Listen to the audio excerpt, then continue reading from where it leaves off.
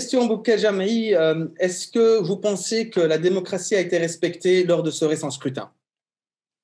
Alors, d'abord, pour dire qu'une démocratie a été respectée, ça sous-entend qu'il y a démocratie. Donc, il faut d'abord commencer par dire qu'il n'y a pas, que le Maroc n'est pas un pays démocratique. Le Maroc n'a pas une constitution démocratique. Maintenant, la question qu'on peut se poser, c'est même si le système marocain n'est pas un système démocratique, est-ce que les élections sont transparentes et honnêtes? C'est une question. La deuxième question, je pense, c'est si on commence par dire qu'il n'y a pas de démocratie au Maroc, c'est pourquoi est-ce qu'il y a des élections dans un pays qui n'a pas de démocratie? Et je pense qu'il est important de répondre à cette deuxième question aussi. Alors, pour ce qui est de la transparence des élections, de tout temps, enfin pas de tout temps, depuis qu'on commence à dire que les élections au Maroc, la tenue des élections au Maroc et leur organisation s'est améliorée, et il y a une accusation qui n'a jamais été absente du bilan de n'importe quelle élection depuis ces 25 ou 20 dernières années, qui est celle de l'utilisation de l'argent. Et que donc, l'argument ici étant que, à minima, l'État ne joue pas son rôle de contrôle et qu'il permet donc aux politiciens véreux riches d'utiliser donc le pouvoir de l'argent pour acheter des voix. Donc ça, c'est à minima. Et ça on l'a eu dans tous les cycles électoraux qu'on a vu au Maroc. C'est un phénomène qu'on a pu observer à chaque fois. Alors, qu'est-ce qui est particulier par rapport à ces élections? Nous avons plusieurs éléments qui tendent à penser que cette fois-ci, le régime a été un peu plus loin pour dire les choses poliment, dans le contrôle de ces élections. Alors, parmi les choses, j'allais dire techniques, la tradition veut que les procès-verbaux des bureaux de vote soient communiqués, ce qu'on appelle les bureaux de vote centraux soient communiqués aux partis politiques très tôt. Ça n'a pas été le cas cette fois. Et c'est un vrai problème au Maroc parce que il y a destruction des bulletins de vote qui, au Maroc est un processus légal qui pour moi est incompréhensible, mais qui est légal, qui fait que en réalité c'est le procès-verbal que vous donne le ministère de l'Intérieur s'il tarde, donc ça veut dire qu'il a le temps de le concocter, qui est la seule trace du vote. Donc si vous le contestez, vous ne pouvez pas revenir au bulletin de vote pour vous assurer que ce qui est dans ce procès-verbal est bien la réalité. Et j'ai parlé à un bon nombre d'hommes politiques au Maroc qui participent aux élections et que je considère comme étant absolument honnêtes dans leur approche, même vis-à-vis de l'État, qui me disent qu'il y a des résultats qui ne font pas sens du tout. Mais alors, du tout. Et d'ailleurs, il faut s'attendre à un certain nombre d'études à ce sujet qui, à mon avis, vont démontrer qu'il y a eu un interventionnisme. Est-ce que vous avez un exemple en tête que vous pouvez nous partager? Il y a eu par exemple dans la circonscription de Riyad, il y a eu un phénomène très bizarre qui est en fait il y a eu une épidémie de photocopies qui tombent en panne. Vous savez que pour faire les PV, donc dans chaque bureau de vote, vous faites les photocopies et donc c'est comme ça que vous les envoyez. Et ce qui se passe, c'est que quand les photocopies ne marchaient pas, il fallait aller dans le bureau du Qaïd, donc le ministère de l'Intérieur, pour photocopier ces bulletins ces procès-verbaux pour pouvoir après les transmettre aux partis politiques. Et j'ai eu des témoignages qui me disent que cette opération de photocopiage s'est faite dans l'obscurité, s'est faite dans une opacité parfois totale, avec des résultats qui ne faisaient pas sens. Donc, il y a une véritable suspicion de ce point de vue-là. Donc, il y a cet aspect, j'allais dire technique qui pose problème. Et il faut juste rappeler qu'en 2016, le ministère de l'Intérieur avait permis la communication des PV très tôt au parti et que Abdellah Ibn Kiran, à l'époque, avait annoncé la victoire de son parti avant que le ministère de l'Intérieur ne la fasse. Et en fait, il les a mis devant le fait accompli, en se basant sur les procès-verbaux. Cette fois, le ministère de l'Intérieur n'a pas communiqué les procès-verbaux au parti avant. Et donc, les partis politiques n'avaient aucune possibilité d'avoir une idée des résultats avant que le ministère de l'Intérieur, en fait, ne leur communique les procès-verbaux très tard dans la nuit, de façon très anormalement tardive. L'autre point qu'il faut quand même tenir en compte, et là on est dans l'invraisemblance plus qu'autre chose, c'est que quand vous analysez les résultats du Parti Justice et Développement, du PJD, vous vous rendez compte que s'il y a des faits, et la défaite, on peut la comprendre, et qu'on va en parler plus tard probablement, les raisons qui ont fait que le PJD ait connu une désaffection assez large, d'ailleurs, même de gens qui font partie de son noyau dur. Tout cela se comprend, on va parler de ces causes, mais une défaite de cette ampleur interroge réellement. Parce que vous ne pouvez pas être... Le PJD était présent avait plus de 5000 élus locaux. Il est descendu à 777 élus. Il est passé de 120 et quelques, 125 élus à 12 élus au niveau du Parlement, ce qui est une chute de pratiquement 90%. D'accord ? Pourquoi est-ce que c'est difficile à croire ? Et pourquoi la défaite peut être logiquement acceptée, mais l'ampleur de cette défaite-là interroge. Parce que lorsque vous avez un tel ancrage, parce que c'est un ancrage lorsque vous avez des élus locaux de ce point à ce niveau d'ancrage populaire, lorsque même en tant que parti, le PJD n'est pas vraiment un nouveau parti maintenant, c'est un parti électoral qui a organiquement et assez logiquement progressé durant tous les derniers scrutins. D'ailleurs, à chaque fois, il s'est amélioré. Il avait une présence médiatique qui était importante à travers, bon, c'est vrai, la personnalité de Mkiran qui est quelqu'un qui est un communicant. Bon, certains pourront dire, à mon avis, à raison, que c'était plus du populisme qu'autre chose, mais il avait une vraie présence médiatique qui est vrai, s'est amenuisé avec l'Othmani, le nouveau Premier ministre, enfin le dernier Premier ministre, de façon substantielle. Et c'est vrai que ça a été une perte au niveau du PJD, mais le PJD a quand même une machinerie. Ce n'est pas un petit parti, c'est un parti qui de l'avis de tous les analystes indépendants et impartiaux, c'est un parti qui quand même avait une organisation solide et sérieuse. Donc, lorsque vous avez ce type d'ancrage, vous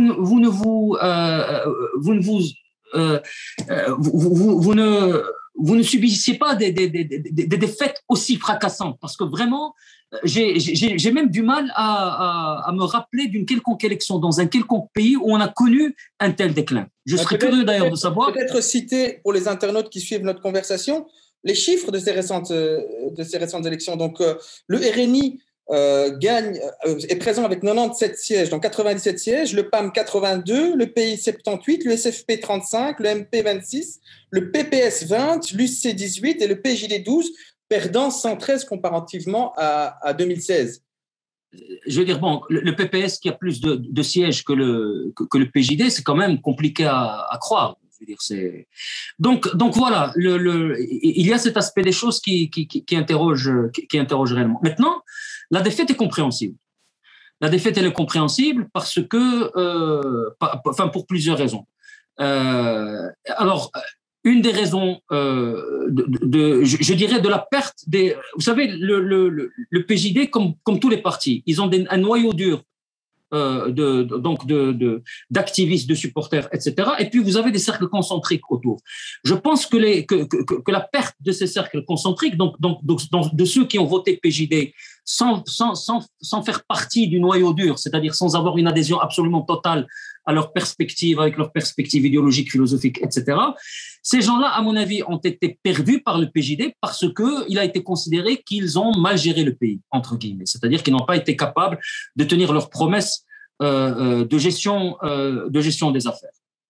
D'accord ? C'est qui, à mon avis, a une part d'injustice, parce que là, on vit une espèce de PJD bashing qui, à mon avis, dépasse les limites. Et il faut qu'on soit très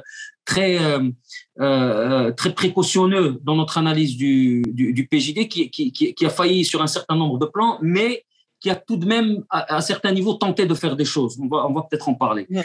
Donc, ces cercles concentriques, donc, à mon avis, ont été perdus à cause de cette perception de faillite dans la gestion et d'incapacité à réaliser les résultats qui avaient été annoncés lors des campagnes précédentes et des élections précédentes. Et puis, vous avez par rapport au noyau dur. Et ce qui est très intéressant, c'est ce qui s'est passé par rapport au noyau dur. Vous savez que le PJD fait partie d'une galaxie. En fait, c'est surtout un couple. Il faut le voir comme étant un couple. Vous avez le PJD qui est donc le bras politique d'un mouvement, et puis vous avez le mouvement de prédication qui s'appelle le mouvement Unité et Réforme, l'Islah wa Tawhid, qui est donc qui ne fait pas de politique entre guillemets directement, qui est dans la prédication, séparée de la branche politique, mais qui à chaque cycle électoral, à chaque campagne électorale, a toujours très clairement, très officiellement appelé à voter PJD, toujours, excepté cette fois. Pour ces dernières élections, le mur qui est organiquement lié au PJD n'a pas appelé à voter pour le Parti Justice et Développement. D'accord? Donc ça, c'est important. Et à mon avis, l'explication de ce qu'on ne peut pas appeler autrement qu'un rejet, elle vient du fait que le PJD a fait des concessions qui sont allées au-delà du strict, j'allais dire, maximum de concessions qui étaient acceptées par leur base. Je parle de leur noyau dur. Et j'en veux pour preuve, en fait, deux sujets en particulier. Le premier, c'est le retour de l'enseignement en français des matières scientifiques au lycée, qui est un marqueur identitaire très important pour le PJD. Donc, le PJD a de tout temps fait campagne pour défrancophoniser le Maroc et qu'il y ait le retour ou l'insertion de la langue arabe dans la vie de tous les jours, l'enseignement, l'État, etc., etc. Et donc, ça a été une véritable gifle pour le PJD et pour leur base. Et puis, évidemment, le deuxième point qui a dû avoir un impact très important, c'est la normalisation avec Israël. Et effectivement, les informations qui remontent, c'est qu'il y a eu une vraie colère des militants du PJD vis-à-vis de leurs dirigeants d'avoir accepté la normalisation avec Israël. Et j'aimerais ici quand même souligner, parce que je ne veux pas que ceux qui nous écoutent aujourd'hui pensent que la position pro-palestinienne est l'apanage et le monopole des islamistes. Ce n'est pas vrai.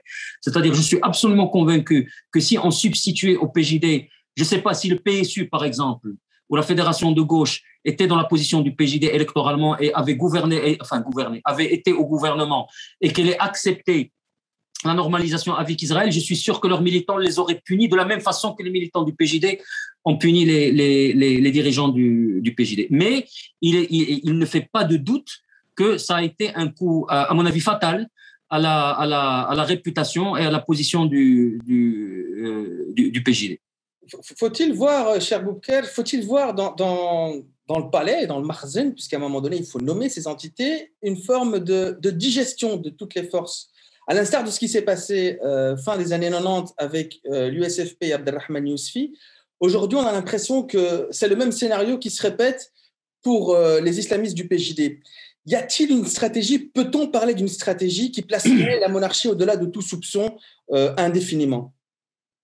La politique marocaine est parfois compliquée à comprendre pour ceux qui ne la vivent pas, qui ne la lisent pas de façon continue, parce que le système est autoritaire et pourtant il tolère une certaine marge j'allais dire, de dissidence, quelque peu. La raison étant que depuis toujours, même au plus fort des années de plomb, le régime marocain a toujours eu à cœur à prétendre, je dis bien prétendre, que s'il n'était pas démocratique, il était démocratisant. C'est-à-dire qu'il était que c'est un régime qui était, ou bien on vous disait, ça y est, on est une démocratie, ou bien on vous disait, on essaye et on y va. Et la raison, je ne vais pas rentrer dans ce qui me fait dire ce que je viens de dire, à savoir quelles sont les raisons derrière cette volonté de paraître de paraître vouloir démocratiser le régime ou de dire qu'il est démocratique. Je pense que ça a à voir avec l'économie politique du pays, du fait que le régime n'a pas les moyens strictement économiques d'un autoritarisme à la saoudienne ou à la syrienne ou ce qu'on veut, et que donc il peut pas se permettre d'avoir un régime à la nord-coréenne. Il n'en a pas les moyens, économiques. Il y a aussi des raisons historiques, c'est que le fait fondateur de l'État-nation d'aujourd'hui au Maroc, ça reste quand même l'indépendance, et que l'indépendance n'a pas été que le fait de la monarchie. D'ailleurs, il y a débat là-dessus. Il y a eu des Marocains. Quand on dit les nationalistes marocains, ce sont des Marocains, c'est le peuple, quelque part. Ce sont les représentants du peuple qui ont joué un rôle absolument crucial dans l'indépendance du pays. Et ça reste un marqueur important de l'identité de l'État-nation aujourd'hui. C'est-à-dire que tous les mouvements politiques, d'ailleurs, je regardais une vidéo d'Akhnouch il n'y a pas longtemps, qui expliquait que son père était un résistant contre les Français. Donc, il y a toujours cette volonté de dire j'ai une filiation je parle des mouvements, je parle pas des personnes ici, je parle des mouvements. Et que donc, la monarchie doit toujours composer a dû composer avec d'autres éléments politiques en dehors de la sphère monarchique, d'influence monarchique ou d'influence forte monarchique. Et elle s'est prémunie contre l'existence de ces autres mouvements en générant ses propres mouvements à elle, ses propres partis pour concurrencer et en tentant, avec succès d'ailleurs, de digérer ces mouvements-là, de les contrôler de l'intérieur, ce qu'elle a fait avec beaucoup de succès avec le parti de l'Istiqlal, c'est qu'elle a fini par faire avec l'USFP, etc. Donc il y a cette tentation. Mais ce qui est important de comprendre, c'est que la monarchie, quand elle digère ces partis-là, il est dans son intérêt bien compris, de maintenir cette illusion de démocratie. Et cette illusion de démocratie ne peut pas se maintenir s'il n'y a pas un minimum de crédibilité au niveau de l'opposition dans le système. C'est-à-dire que si la monarchie dit « ce sont mes opposants » et que tout le monde sait que ces opposants ne sont pas de vrais opposants, cette pièce de théâtre n'a aucune crédibilité. Donc, il faut toujours un minimum de crédibilité. L'USFP n'était pas un parti totalement décrédibilisé quand il a accepté d'être au gouvernement. Le PJD certainement pas, etc., etc. Et donc, lorsque tu parles de digérer, j'allais dire, il y a mangé, il y a bafré. Donc, on digère doucement parce qu'on mâche doucement. C'est ce que je pense faisait le régime avant. Et je pense qu'il y a une perte de technicité mkhzanienne qui fait qu'aujourd'hui, ils baffrent. Et qu'ils ont digéré, peut-être qu'ils ont avalé un peu trop vite le morceau PJD, qui fait que, oui. Mais vous pensez véritablement, je voulais revenir, est-ce que vous pensez véritablement que le niveau de crédibilité du PJD aujourd'hui n'a pas perdu de plume? Aujourd'hui, y a-t-il encore des Marocains, surtout depuis le fait majeur que vous avez cité, c'est-à-dire la normalisation avec l'État d'Israël? Aujourd'hui, y a-t-il encore des Marocains supporters qui défendent l'idéologie, la politique du PJD encore aujourd'hui, à l'heure où nous parlons? Non, d'abord, ce que tu viens de dire, Redouane, va tout à fait dans le sens de ce que j'ai dit. C'est-à-dire qu'effectivement, quand je parlais de baffrer et d'avaler trop vite, c'est exactement ce qui s'est passé. Comment ils digèrent? Ils digèrent en décrédibilisant. C'est comme ça qu'ils digèrent. Et ils ont poussé. D'ailleurs, la même chose s'est passée avec l'USFP autrement. L'USFP, moi je me rappelle, la décrédibilisation de l'USFP s'est faite par rapport à ses bases lorsqu'il y a eu refus d'augmentation du SMIC en 2001. Les gens ont oublié cette histoire. Mais et d'ailleurs, ce qui a mené à la scission, ce qui a mené à la sortie de Amaoui, Nouber Amaoui, et en fait de la CDT, donc la puissance syndicale de l'USFP, a quitté l'USFP en 2001, lorsque la monarchie a mis Yousfi devant une position absolument impossible de refuser une augmentation du SMIC qui était à peu près acceptée par tout le monde et qui à mon avis, économiquement, était justifiée et était en fait, pouvait être supportée par le système économique marocain, ce qui a forcé donc l'opposition interne de l'USFP à quitter l'USFP. Ça a été c'est comme ça que le CNI, le congrès, a été créé, qui est en fait une émanation de la CDT qui était la centrale syndicale historique de l'USFP. Et c'est et l'équivalent de cette opération-là aujourd'hui, c'est la normalisation avec Israël, c'est l'histoire de la francophonie. Et donc, les gens qui soutiennent... Alors, quand on parle d'idéologie du PJD, il faut qu'on parle de quelle idéologie on parle. Parce que si l'idéologie, c'est combattre la francophonie au Maroc. Et pas que ça d'ailleurs, parce que le PJD, c'est tout ça. C'est combattre la francophonie. C'est évidemment les marqueurs traditionnels d'un mouvement conservateur et traditionnel, c'est-à-dire un référentiel islamique beaucoup plus présent qu'avec les autres partis, quoique pas très différent. Hein. Je pense qu'on surjoue ça. D'autant plus que dans le contexte du Maroc, l'élément le plus important du système ou l'institution la plus forte, la plus puissante du système est une institution qui, par définition, est islamiste, qui est la monarchie. Le roi est roi parce qu'il est descendant du prophète. Donc dire j'ai lu des titres dans la presse qui sont hallucinants. Le Maroc s'est débarrassé de l'islamisme, mais le Maroc ne peut pas pour se débarrasser de l'islamisme, il faut commencer par se débarrasser de la monarchie d'abord, parce que littéralement. Sinon, et en fait, parfois c'est un marqueur d'islamophobie primaire. Mais bon, mettons ça de côté. Donc, qu'il y ait une demande pour ces aspects-là, cela ne fait aucun doute. C'est-à-dire qu'aujourd'hui, au Maroc, vous aurez toujours une demande. Alors, est-ce que l'offre, le PJD était cette offre-là. Le PJD a été décrédibilisé pour les raisons que nous venons d'invoquer.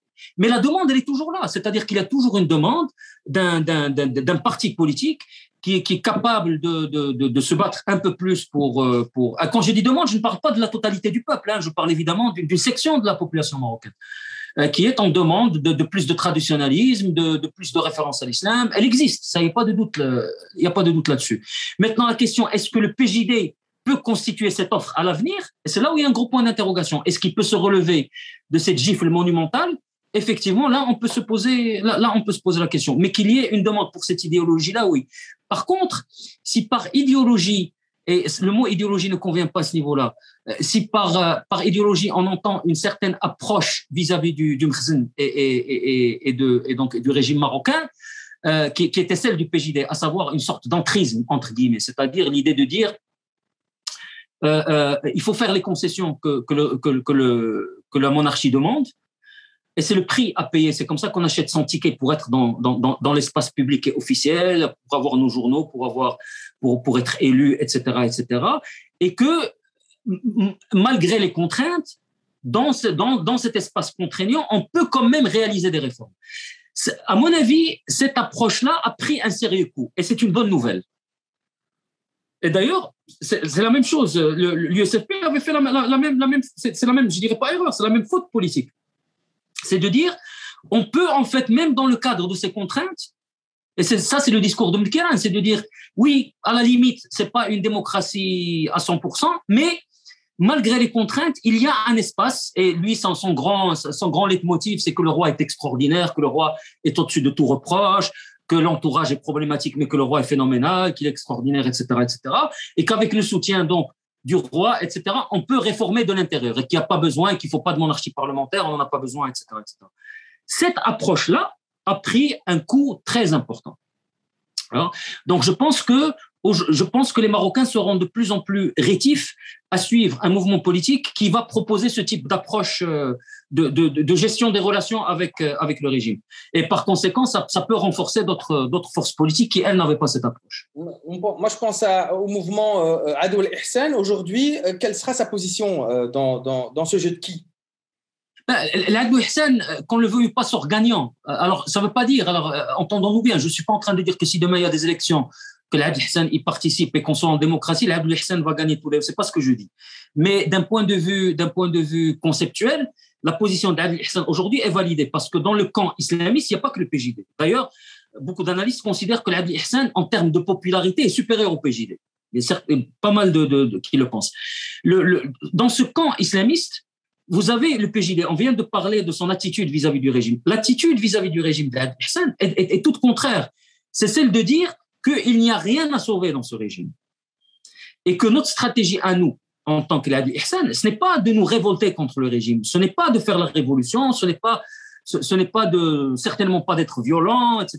Notre fonction à nous, aujourd'hui, par rapport à la société marocaine et au pays, c'est d'éduquer les Marocains pour que quand le fruit qu'est ce régime, qui est un fruit pourri, qui va finir par tomber, la gravité va finir par jouer son rôle, à ce moment-là, nous serons prêts, avec le peuple marocain, à prendre en charge le pays ou à aider à le prendre en charge. D'accord? Et que nous n'avons pas besoin même d'agir directement contre l'État pour que ce processus arrive. Et c'est un processus, c'est une vision un peu déterministe, c'est une espèce de vision assez structuraliste et déterministe de toutes les manières, on est sur des rails, on y va. On va peut-être y arriver un peu plus tard que prévu, le train va s'arrêter dans quelques stations, va ralentir peut-être, etc., mais il y va. Et quand cela va arriver, il faut être prêt. Et donc, notre travail aujourd'hui, c'est d'éduquer. Donc, l'idée que ce régime n'est pas réformable reste valide aujourd'hui, de par l'expérience du PJD. Vous voyez ce que je veux dire? C'est-à-dire, ça ne veut pas dire qu'il ne sera jamais réformable. Entendons-nous bien. Je ne sais pas, peut-être que demain, il va y avoir un miracle. Mais jusqu'à aujourd'hui, je dis bien jusqu'à aujourd'hui, cette approche, cet angle particulier de l'attitude de l'Adoul Ihsan est toujours valide, alors que celui du PJD a été invalidé. D'accord? À valeur aujourd'hui. Demain, je ne sais pas, peut-être que le roi va faire son chemin de Damas et que, je ne sais pas, et que et que le régime va changer, parce que c'est plus compliqué que le roi. Ce sont des intérêts, c'est des réseaux d'intérêts sécuritaires, d'affaires, etc., etc. Ce n'est pas que le roi et que la monarchie. Donc, ça m'étonnerait beaucoup que cela se passe. Donc, il y a cet aspect qui est très... Donc, l'Adl Ihsan, sur le plan d'un point de vue conceptuel, ils n'ont pas été démentis jusqu'à aujourd'hui dans leur attitude vis-à-vis du régime. Ce qui renforce, ce qui nourrit l'idée que ça peut être les gagnants, c'est en fait les résultats des élections. Et quand je dis les résultats des élections, je parle d'un type de résultat qui, à mon avis, est encore plus parlant de qui a gagné, qui a perdu, c'est combien de gens n'ont pas voté. Oui, parce que, et où? D'accord. À mon avis, le chiffre qu'il faut surveiller comme du lait comme le lait sur le feu, c'est la participation et donc l'abstention. Et il s'avère, alors j'ai réussi à avoir quelques chiffres des grands centres urbains au Maroc, notamment la circonscription d'Anfa et la circonscription de Hayriyad, qui sont donc des circonscriptions où habite une classe sociale, en fait assez diversifiée, mais aussi moyenne, mais on parle d'un milieu urbain, donc avec un taux de revenu un peu plus élevé que la normale, avec un taux d'alphabétisation un peu plus élevé que la normale. Donc, dans le cadre d'une démocratie, ce qui n'est pas le Maroc, ça aurait été les classes qui auraient été les plus enclines à voter, à participer. Dans le cadre d'un régime autoritaire qui est de plus en plus décrédibilisé, ces gens-là ne votent pas. Et donc, cette théorie est valide si effectivement le taux de participation de ces classes sociales a diminué. Et c'est ce qui est exactement arrivé et de façon substantielle. D'ailleurs, les chiffres, je peux vous dire, au niveau de Casa Anfa, quand on dit Anfa, c'est pas que le quartier d'Anfa, c'est Ma'arif, c'est des Bliot, Darb Ghellef, etc. C'est la plus grande circonscription de Casa. Le taux de participation a baissé de 10 points. Il est passé de 33% à 23%. Donc, on parle vraiment d'une quantité extrêmement basse. On parle de chiffres assez bas. On parle d'un nombre de votants qui est vraiment très, très, très, très faible. D'accord? Au niveau de Hayriyad, et encore, alors Hayriyad, faut pas oublier une chose. Hayriyad, c'est Rabat. Et Rabat, c'est généralement, c'est une sociologie électorale de fonctionnaires. Et les fonctionnaires, généralement, ne sont pas des anti-régimes. Donc, les taux de participation, même en milieu urbain, à Rabat, doivent être plus élevés qu'ailleurs. Et en fait, à Rabat, le taux de participation à Hayriyad a baissé de 45% à 33%. Donc, ce sont des pertes gigantesques. C'est très important. C'est quand même extraordinaire que le cœur battant de l'économie marocaine, qui est Casa, et dans les quartiers les plus importants de Casablanca, vous ayez 23% de votants seulement. 23% de votants seulement. On parle alors d'une véritable rupture de confiance aujourd'hui entre oui, une grande partie des Marocains et le régime. C'est clair, parce que ce qu'on peut dire, qu'est-ce qu'on peut dire? Parce que vous pourrez me dire, c'est la faute du PJD. Mais si c'était la faute du PJD, le taux de participation ne baisserait pas. Les gens qui avaient voté pour le PJD iraient voter pour le RNI, iraient voter pour le PAM. Ils l'ont pas fait. Ça veut dire que quand on ne vote pas, quel est le message qu'on envoie? Le message qu'on envoie, c'est que dans l'offre politique que nous avons en face de nous aujourd'hui, il n'y a rien qui correspond à notre demande. Et qu'est-ce qu'il y a dans l'offre politique? Il y a du Akhnouch pro-régime, il y a du PAM pro-régime, il y a. Donc, ça veut dire quoi? Ça veut dire que le potentiel de vote pour une offre politique qui n'existe pas encore et qui n'est pas mkhzanienne est très important. Est-ce que cela veut dire que ces gens vont voter pour l'Adl Ihsan? Je ne le pense pas. C'est pas que j'en suis pas sûr, je ne le pense pas. Pourquoi? Parce que, comme l'ont montré d'ailleurs tous les cycles électoraux à travers la région, pas seulement au Maroc, c'est que nous sommes des pays qui ont des sociétés très complexes, qui ne sont pas, c'est pas vrai que des élections démocratiques donnent un raz-de-marée islamiste. L'Adl Ihsan a une ambition de s'organiser en véritable parti politique, ce qui n'est pas le cas actuellement. Oui, probablement. Oui, c'est normal. Je veux dire, c'est tout à fait normal. Évidemment, ils vont le faire. Et quels sont les obstacles aujourd'hui pour que ce mouvement devienne une véritable force politique? Non, à mon avis, ils ne deviendront pas un parti politique parce que les conditions n'existent pas encore pour eux pour devenir un parti politique. Pourquoi? Parce qu'ils sont face à un État qui, en plus, s'est radicalisé dans son autoritarisme. Ça, il faut bien voir, c'est que l'Adl Ihsan a été encore plus persécuté qu'avant.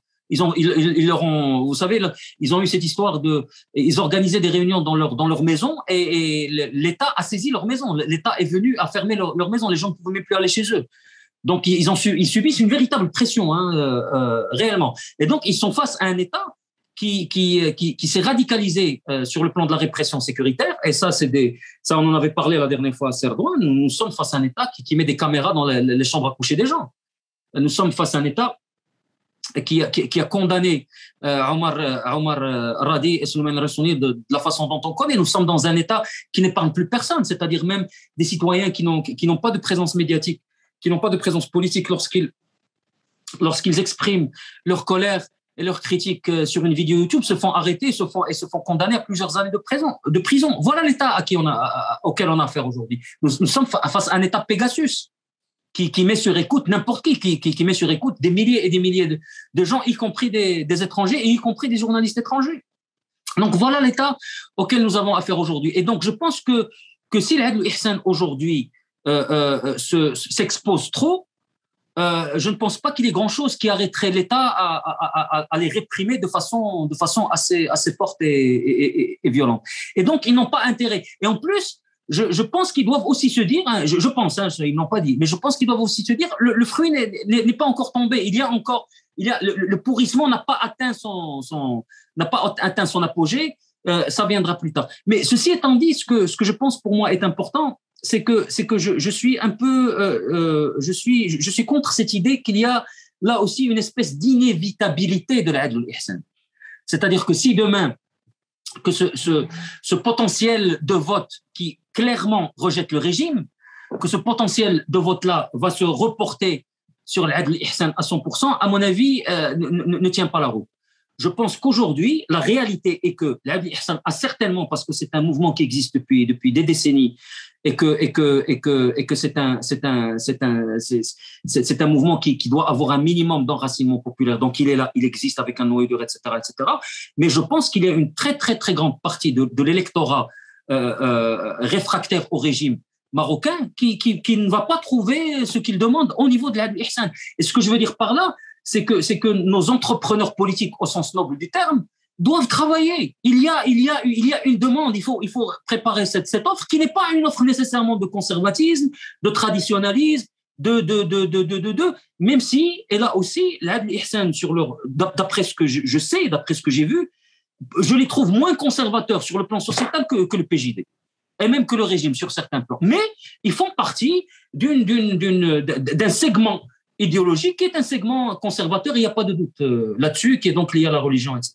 Mais le Maroc, à mon avis, est à prendre sur le plan électoral. Le Maroc est en demande d'hommes politiques sérieux, et ce n'est pas nécessairement lié à des dimensions identitaires, islamiques, francophones, etc., etc. Ça peut être une dimension importante pour une partie de cet électorat-là, mais pas pour tout l'électorat. En d'autres termes, je pense qu'il y a l'espace pour un parti de progressistes qui se respecte et qui se respecte comme ne s'est pas respecté l'USFP et le PPS. Est-ce qu'à gauche, voilà, j'allais venir, est-ce qu'on pourrait penser qu'à gauche aujourd'hui au Maroc, il y aurait cette alternative dont vous venez de nous parler? Je l'espère. Je pense que c'est une question de travail, de crédibilité. L'une des fautes stratégiques majeures de la gauche marocaine, enfin pas toutes, je pense qu'il faut pas oublier des gens commeNej, démocrates, etc. Mais une bonne partie. Et d'ailleurs, la gauche paye le prix de l'USFP. De la même façon que je pense que même l'Adl al-Ihsan risque de payer le prix du PJD, parce que dans l'esprit de certains, ils font partie de la même galaxie. Eh bien, la gauche marocaine n'a peut-être pas fini de payer l'incroyable faillite de l'USFP, parce que l'USFP était considéré comme étant le porte-étendard de cette vision progressiste, démocratique, en faveur du respect des droits de l'homme, etc., de redistribution des richesses aussi, qui caractérise le progressisme et la gauche en règle générale.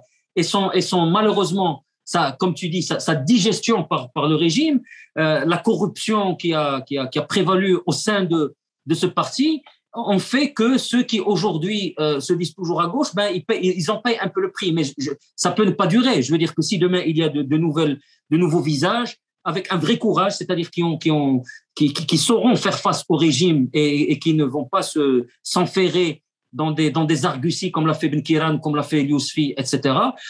Ils vont en payer le prix aujourd'hui parce que, encore une fois, nous sommes face à un État qui ne s'interdit plus grand-chose dans la répression de ses opposants. Bon, on n'est pas arrivé aux enlèvements et aux assassinats, mais je veux dire, la radicalisation de l'autoritarisme marocain est aujourd'hui avérée.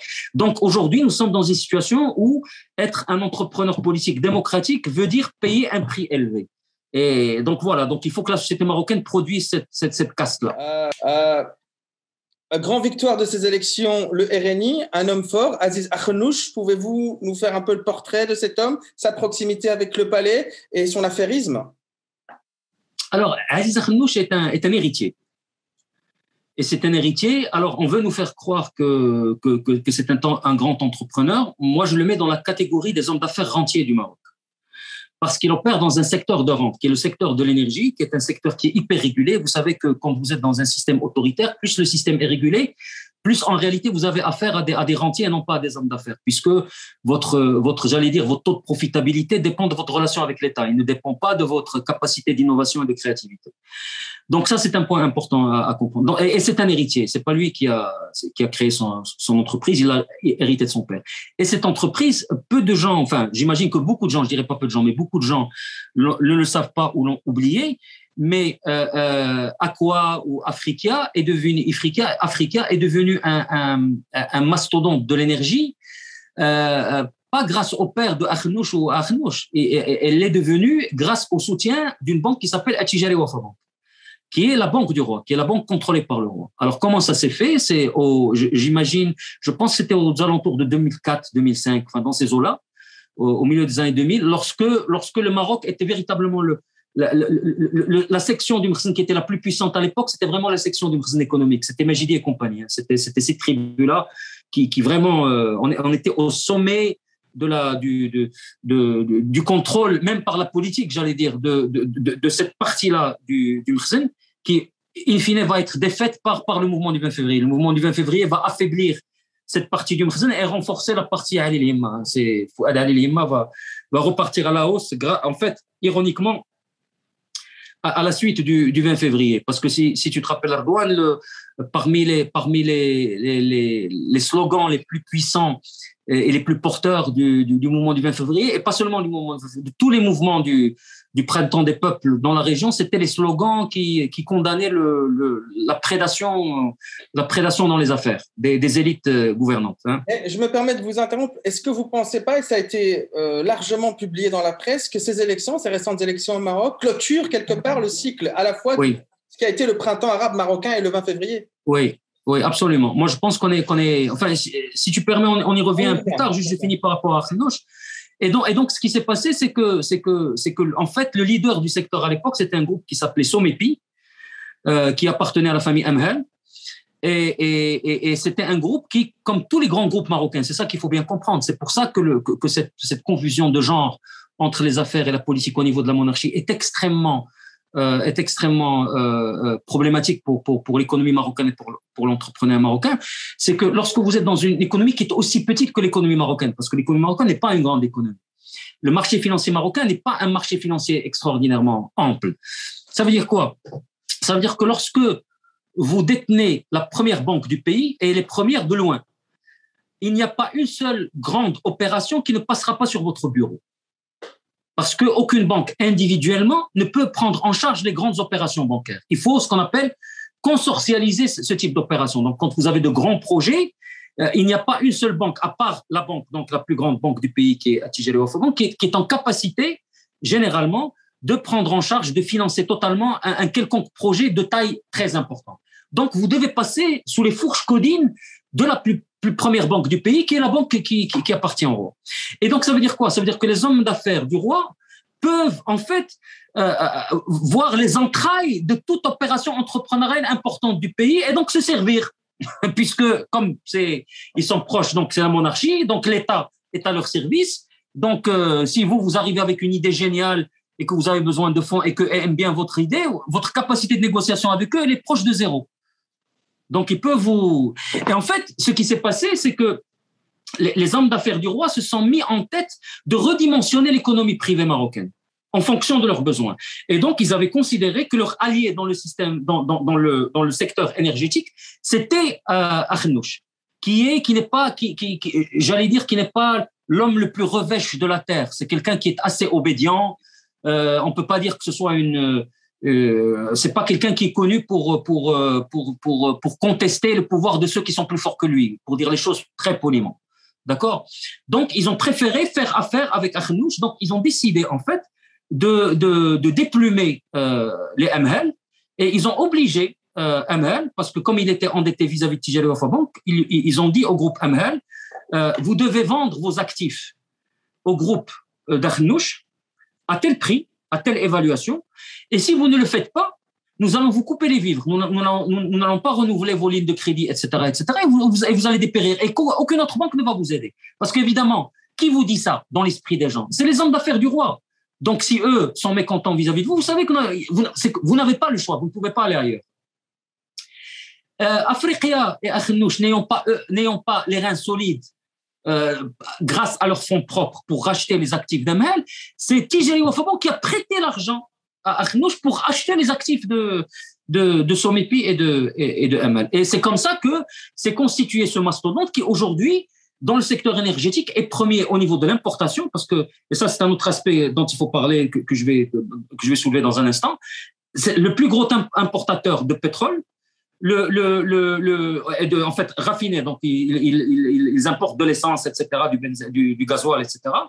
Le groupe énergétique pétrolier qui a la plus grande capacité de stockage, et le groupe énergétique qui a le réseau de distribution le plus dense.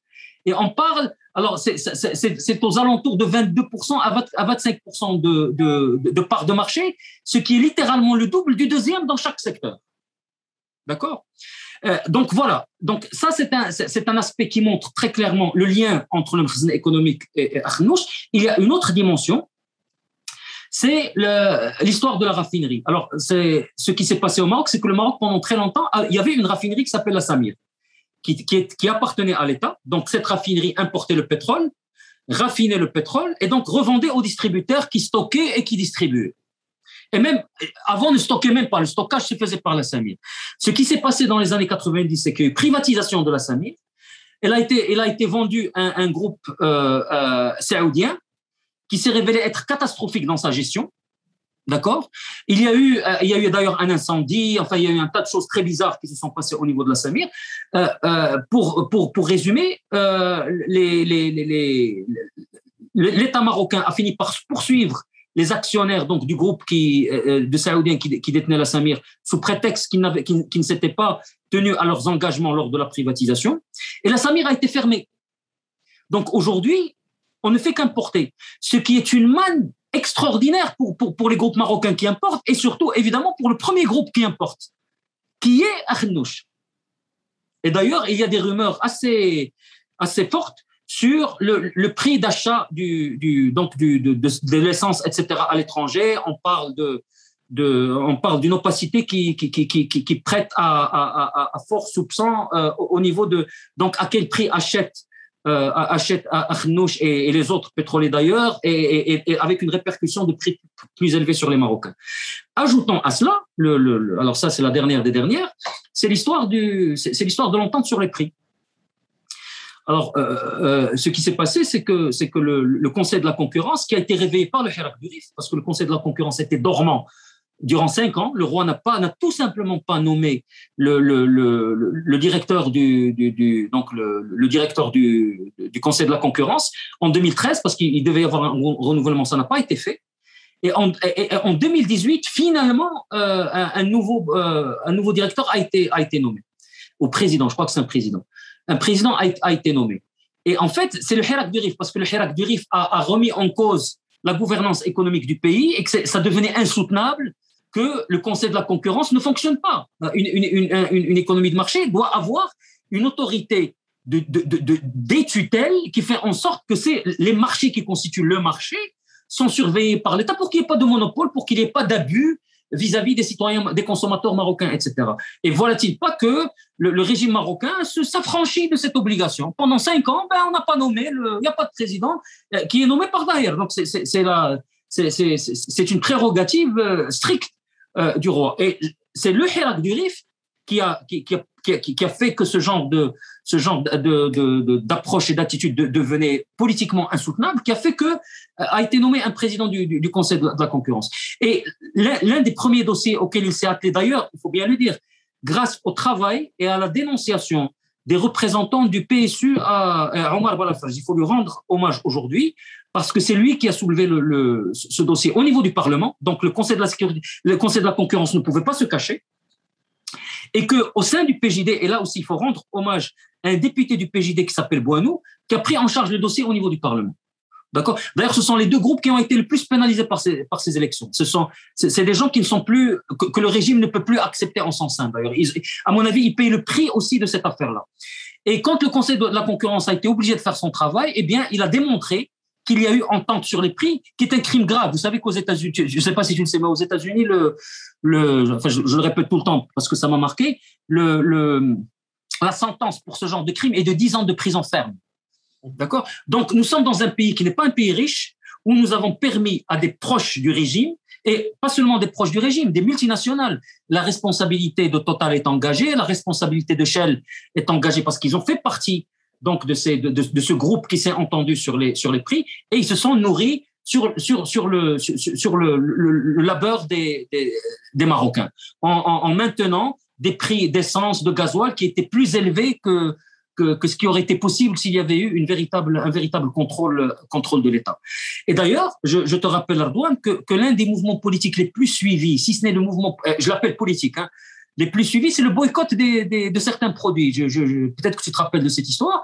Et rappelons-nous que l'un des produits, entre guillemets, c'était africain, c'était Arnouch. Donc voilà à qui on a affaire.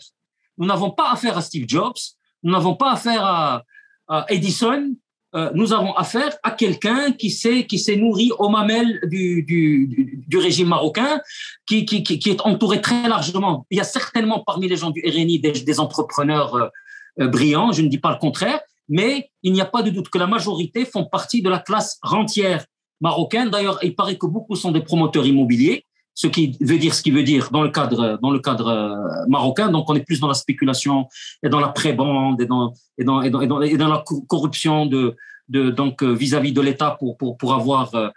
Ça, c'est l'une des sources les plus importantes de corruption au Maroc aujourd'hui. C'est ce qui se passe au niveau du foncier.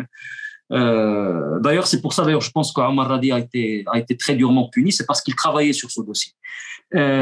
Donc, on est face aujourd'hui, contrairement à ce que j'ai vu dans certains articles, ce n'est pas l'avènement de la classe libérale marocaine, bien au contraire. Le drame du Maroc, c'est que nous n'avons pas au Maroc la traduction politique d'une vraie classe entrepreneuriale libérale. Nous avons la représentation d'une classe rentière. Voilà ce que nous avons au Maroc. Et il faut surtout pas se réjouir d'ailleurs ni d'une telle défaite du PJD, parce que le PJD a tenté de faire certaines choses. Le PJD, je pense avoir assez dit, assez parlé des défaillances du PJD, mais on doit reconnaître que le PJD, quand même, Ben Kiran a tenté de réformer la caisse de compensation. Lorsqu'il a fait la moitié du chemin, et lorsqu'il a voulu faire la deuxième moitié du chemin, il en a été empêché par Arnouch au sein de ce gouvernement. Et c'est quoi la deuxième moitié du chemin? C'est l'aide directe, parce que quand on réduit les subventions qui sont très inefficaces pour la lutte contre la pauvreté, ce qu'il faut faire immédiatement après, c'est mettre en place un système d'aide directe. Parce que désubventionner veut dire augmentation des prix, mais pour que ceux qui n'ont pas les moyens de supporter ces prix-là puissent vivre, vous les aidez directement. Or, ce deuxième aspect que voulait faire Ben Kiran, il en a été empêché. Et je vous assure que je ne suis pas un grand fan d'Abdelillah Ben Kiran. Le PJD a tenté de s'opposer à la réforme judiciaire, qui est une absolue catastrophe, parce que sous prétexte de l'indépendance des procureurs, en réalité, ce qui s'est passé, c'est de mettre totalement le système judiciaire marocain sous la coupe du Mkhzen et de la monarchie. Le PJD a tenté, on peut dire timidement, mais a tenté de bloquer un peu cette affaire, et ça, il faut lui en rendre grâce, et qu'en règle générale, je ne dirais pas qu'aucun élu du PJD n'a été coupable de corruption, n'a été séduit par les prébendes du régime, etc. Je ne sais pas, et je pense qu'on ne peut pas dire qu'ils étaient tous propres et nets, mais qu'en règle générale, je ne pense pas que c'est un parti qui a fini par être totalement corrompu comme on l'entend. Ça, je ne suis pas d'accord. C'est un parti qui me dérange sur beaucoup d'autres aspects, mais je pense qu'il faut être impartial et juste par rapport aussi à ce que ce parti a tenté de faire. Pourquoi? Parce qu'il faut se rappeler pourquoi il a failli. Il a failli parce qu'il a fait des erreurs, mais il a failli aussi parce qu'on l'a empêché de réussir.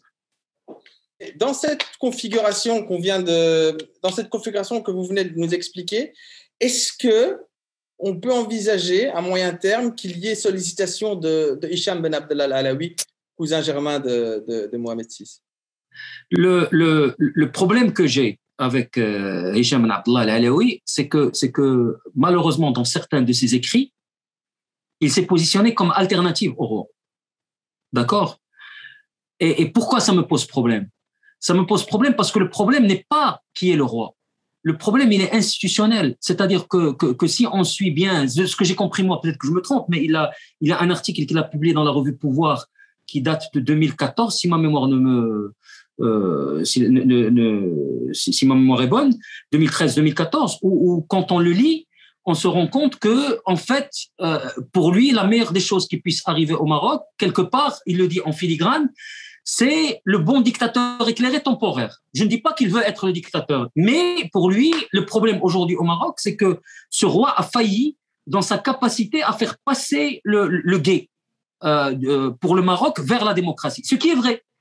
Ça, c'est vrai. Mais la réponse à ça, ce n'est pas d'avoir quelqu'un à sa place qui est plus éduqué, plus sage, qui a plus de connaissances, qui a plus d'expérience, etc. La réponse à ça, c'est le changement institutionnel. Parce que je ne crois pas au dictateur éclairé, même temporaire. Et donc, moi, mon problème, il est surtout à ce niveau-là. C'est-à-dire que j'ai un désaccord profond, idéologique, à ce niveau-là. Moi, je pense qu'on est à un stade où il faut arrêter avec cette histoire d'un individu extraordinaire qui va avoir la sagesse et la retenue d'être à la tête d'un système surpuissant qui est le Mkhzen et il va être capable de maîtriser ses propres instincts pour justement combattre ce même Mkhzen pour aller vers la démocratie. Parce que c'est ça dont il s'agit. Ça, pour moi, c'est une hypothèse qui ne fonctionne plus pour moi. Et mon problème, c'est que j'ai l'impression, peut-être que s'il m'entend, s'il daigne me démentir, il va me démentir de dire jamais ça, mais moi, c'est ma conviction profonde de par ma lecture et mon interprétation de ce qu'il a écrit à un certain moment. Je trouve que il a été laudateur vis-à-vis de l'armée, vis-à-vis de la famille. Enfin bon, il y a un discours, vraiment, j'invite les gens à lire cet article de 2014. Et que je pense que le problème au Maroc, ce n'est pas, il faut avoir la bonne personne pour faire traverser le gué, parce que le Mkhzen a démontré, parce que comme je l'ai dit auparavant, le Mkhzen, c'est un réseau d'intérêts, ce n'est pas une personne, ce n'est même pas une institution, c'est un réseau d'intérêts. Et donc, une personne, même centrale dans ce réseau-là, elle dépend de ce réseau-là. Elle subit les pressions de ce réseau-là, en plus de l'ego des personnes. En plus de l'ego des personnes, lorsqu'on vous dit vous êtes les meilleurs, vous êtes le plus beau et vous pouvez résoudre tous les problèmes, vous disjonctez psychologiquement. Il faut être surhumain pour être à la place d'un roi au Maroc et de ne pas disjoncter parce qu'on n'arrête pas de vous dire et qui vous le dit? Ceux qui vous le disent, c'est ceux qui profitent du système. Évidemment, ils ont intérêt à vous le dire. Et vous finissez par les croire. Vous finissez par vous dire effectivement, il n'y a que moi, les autres, ce sont tous des imbéciles. Et ça joue sur la psychologie des personnes, en plus. Donc voilà, pour moi, c'est un débat qui est dépassé, à mon avis, qui pollue la discussion plus qu'autre chose, qu'on doit se concentrer sur les changements institutionnels de comment va se constituer une force multi-idéologique. Ça, c'est mon grand combat, une force multi-idéologique qui évidemment, en sens sain, va être divergente sur un certain nombre de points, mais qui va se mettre d'accord sur les principes constitutionnels qui vont fonder un Maroc nouveau. Pour moi, c'est ça le vrai combat. Le vrai combat n'est pas de trouver la personne providentielle qui va nous régler tous ces problèmes. Je voulais qu'on revienne juste sur la petite parenthèse qu'on avait soulevée. C'est est-ce que, selon vous, ces élections clôturent-elles dans le cadre du Maroc le cycle de ce qui a été qualifié par les médias de printemps arabe et du mouvement du 20 février? Oui, je pense que nous sommes probablement que ces élections marquent la fin d'une étape de l'histoire politique marocaine, qui est une étape qui a été inaugurée par 2011, par ce qui s'est passé en 2011. Pourquoi? Parce que qu'on le veuille ou pas, et je comprends que ça puisse écorcher j'allais dire les oreilles de certains auditeurs, c'est parce que le succès électoral du PJD est quand même lié à 2011. Je ne pense pas que le PJD aurait eu la possibilité d'accéder au gouvernement, qu'on lui aurait permis de gagner aux élections comme il l'a fait avant, je ne parle pas de ce dernier cycle, s'il n'y avait pas eu le souffle du 20 février. Et quand je dis 20 février, je parle évidemment de cette énergie-là qu'a connue le Maroc, de protestation et de demande de démocratie, de demande de justice sociale et de redistribution économique, etc. Donc l'annihilation électorale, je dis bien électorale, du PJD clôture un cycle, à mon avis, de la politique marocaine et nous met face à une situation où effectivement le régime est de plus en plus exposé. Donc face aux récriminations, face aux défaillances de gouvernance au Maroc. C'est-à-dire que le régime aura de plus en plus de mal de dire ce sont vos élus qui ont failli. Même si, à mon avis, ça va se passer. Hein. Si je me permets un petit peu de politique fiction, même si je dois faire attention parce que généralement on est souvent démenti lorsqu'on s'amuse à faire des projections politiques. Mais je pense que s'il y en a un aujourd'hui qui a très peur et qui doit être absolument angoissé par rapport à l'avenir, c'est Akhnouch. Parce qu'il est le prochain, sa tête est sur le bio. Hein. Parce que ça va être la victime expiatoire. On peut très bien imaginer un scénario où il y a une faillite économique qui perdure. Hein. Je pense qu'on est dans une situation. Vous savez, je vais vous donner un chiffre pour résumer ça. C'est un calcul que j'ai fait ce matin. Il y a une catégorie sociale qui s'appelle économico-sociale, qui s'appelle en anglais les NEET, N-E-E-T. C'est les jeunes qui ne sont pas qui sont pas dans l'éducation, qui ne sont pas dans l'emploi et qui ne sont pas dans le training. Donc, c'est employed, education, employment et training. C'est-à-dire que c'est des jeunes qui ne sont ni à l'école, ni qui travaillent, ni qui se forment à un métier. Donc, qui ne font rien. On est aux alentours de 2 millions au Maroc. Il y a 2 millions de personnes. C'est un chiffre de la Banque mondiale. Hein, c'est 29%, 30% de la catégorie d'âge qui va de l'âge de 14 ans à 25 ans, pour être plus précis. D'accord? Et c'est eux, et plus encore, les gens, il faut aller jusqu'à 30 ans et même plus, c'est cette désaffection économique-là qui a donné l'impulsion, je veux dire, au printemps des peuples même, et évidemment au Hirak du Rif. Donc la question qu'il faut se poser en termes de stabilité du pays, c'est de quelle manière le régime va pouvoir répondre aux demandes de ces jeunes-là. Alors, une des façons à laquelle il répond à ça, c'est tout simplement l'immigration clandestine. Ce n'est pas un hasard que les routes de l'immigration à partir du nord de Maroc se sont réouvertes en 2018. C'était juste après le Hirak du Rif. Parce qu'avant, c'était la Libye. Et puis, tout d'un coup, et c'est les statistiques de l'Union européenne, hein, tout à coup, la plus grande voie d'immigration clandestine vis-à-vis de l'Europe est redevenue le nord du Maroc en 2018. Et ce n'est pas parce que l'État marocain n'a pas les capacités sécuritaires de contrôler ses frontières, parce qu'il a été capable de le faire les années d'avant. Ça veut bien dire que les frontières ont été ouvertes. Ça veut bien dire qu'ils ont dit aux jeunes désaffectés du Rif et du Hirak du Rif, vous n'êtes pas contents ici, allez contester, allez vivre ailleurs. D'accord? Donc ça, c'est une façon de gérer ce problème. Mais c'est une façon qui n'est pas soutenable parce que l'Union européenne ne va pas l'accepter ad vitam aeternam et il y a une limite à ce petit jeu-là. Et donc, la question qui se pose, c'est lorsque la troisième vague va arriver. On a eu la première vague 2011, la deuxième vague 2017, la troisième vague, qui on va pénaliser? Ils vont encore nous dire, le modèle économique, qu'est-ce qu'ils vont nous dire? La première fois, ils nous ont dit, le système politique n'est pas bon, on va faire une réforme constitutionnelle. Ils ont fait la réforme constitutionnelle, on a vu ce que ça a donné. Et puis, quand le Hirak du Rif est arrivé, on dit, finalement, le problème, c'est le modèle économique. Alors qu'avant, ils nous disaient que le modèle économique était parfait. Maintenant, qu'est-ce qu'ils vont nous dire? Alors, ils vont commencer par dire, c'est Akhnouch. Et Akhnouch, c'est vous qui l'avez élu. C'est votre faute, c'est vous le peuple. Vous saviez qu'il y a eu entente sur les prix, vous saviez, vous-même, vous avez boycotté ces produits, et nous sommes en démocratie. Et le peuple a parlé, et quand il a parlé, il a désigné Akhnouch. Donc, c'est votre faute. Mais on sent bien que le maquillage est le masque est en train de tomber. Le maquillage est en train de fondre, là. Mais donc, et on voit pour reprendre un terme que vous avez dit en préparant cette petite discussion, l'ultime face-à-face, celui qui va opposer la monarchie. Oui, je t'ai dit, c'est vrai, quand on a parlé avant, je t'ai dit, j'ai fait un tweet un peu, j'allais dire qui se voulait être un peu humoristique, mais qui, à mon avis, traduit quelque chose. J'ai dit, ça y est, c'est comme dans un tournoi de football, on est arrivé à la finale. Donc, les demi-finalistes, l'USFP, le PJD ont été éliminés, etc., etc. Là, on est là. Et la finale, c'est quoi? C'est la monarchie contre le peuple. C'est le régime contre le peuple. On y est. Bon, à mon avis, ça veut pas dire que les choses vont changer demain, mais je pense que tendanciellement, nous allons vers une situation où les gens vont se dire, écoutez, là, maintenant, vous pouvez plus nous dire, les politiciens, c'est des corrompus, les machins, c'est vous. Et qui, à mon avis, moi, on aurait dû le réaliser depuis bien longtemps que c'est eux. Parce que, et encore une fois, c'est pour ça que je dis, il faut être juste avec le PJD. Parce que le PJD, c'est vrai, a failli sur un certain nombre de choses, mais il a sérieusement tenté de faire de sérieuses réformes. Et il en a été empêché. Parce que les vrais gestionnaires de l'économie marocaine, puisqu'on parle beaucoup de l'économie, ça n'a jamais été le PJD. C'est le régime. Et ce sont les suppôts des régimes à l'intérieur du gouvernement et à l'intérieur du système. Et que donc, il faut faire très attention. Il ne faut pas laisser notre rejet d'une idéologie traditionnaliste conservatrice nous obscurcir la vue sur les méfaits qui, à mon avis, sont encore plus importants, qui sont ceux du régime aujourd'hui. Dernier point, Boubacar, que j'aimerais soulever avec vous.